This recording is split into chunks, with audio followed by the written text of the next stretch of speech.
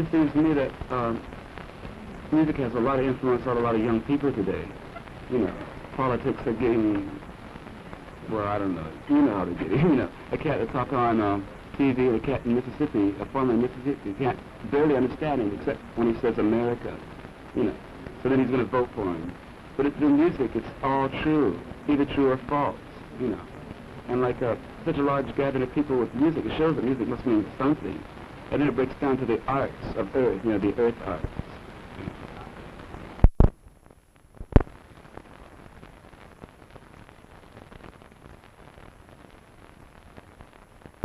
It was a success for the fact that there was one of the largest gathering of people, you know, in a musical sense of it, you know. And could have been arranged a little more, you know, a little more tighter, but it was complete success, though, compared to all the other festivals that everybody tried to knock here and there, you know.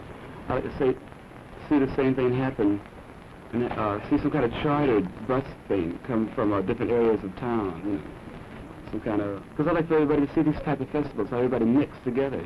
You wouldn't believe it, you really wouldn't. Well, do you think that anything significant was stated by this gathering, or do you think it just seems to me that, oh yeah, that's true. And like it just spreads, you know, it's harmony and communication. There was no violence at all out there, which is completely different. You know, nobody can expect this through a mixed group, or whatever you want to call it. Do you think this is going to have an influence on future festivals or the music of the country? idea of nonviolence, and the idea of when your attendance is over the thing, you should let everybody else in free. Yeah, that idea. Yeah. And the idea of people really listening to music over the sky, you know, in such a large body. Everybody thinks that something's going to go haywire or something. That's always brought on by the police. Always. You know, you say that this is a success, but there's 300,000 people. Isn't that pretty large for to really be a success? It sure is, and I'm glad it is a success.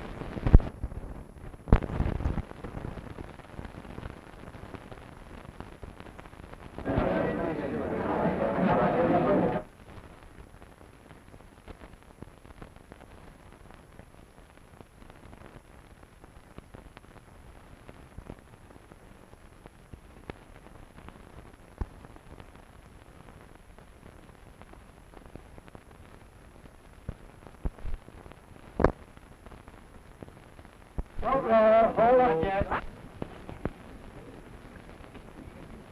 Go ahead. Pardon? Go ahead. Anything you want to say? Anything I want to say? Yeah, I can hardly wait till the gig comes because I'm more comfortable with the guitar in front of people. Right.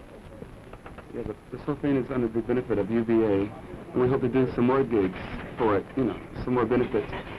Matter of fact, what we're trying to stress also is like music should be done outside in a festival type of way, just like they do it anywhere else. And like if they can have more gigs like this in Harlem, you know, you can play outside, say for instance, 3 days. At the 4th day, you play half the day outside, for instance, and maybe the other time in the Apollo, you know, 4 shows or whatever, you know.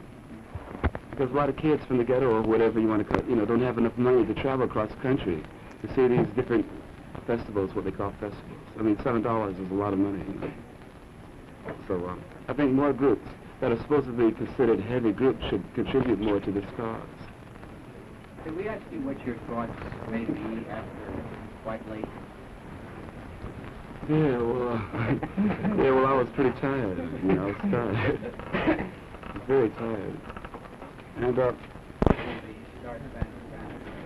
oh, because we're all Americans. You know, we're all Americans, aren't we?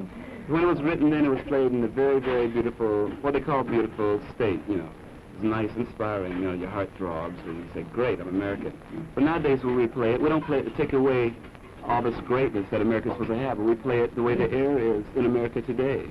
The air is slightly static, isn't it? You know what I mean? So therefore we played it, if it was what, pardon?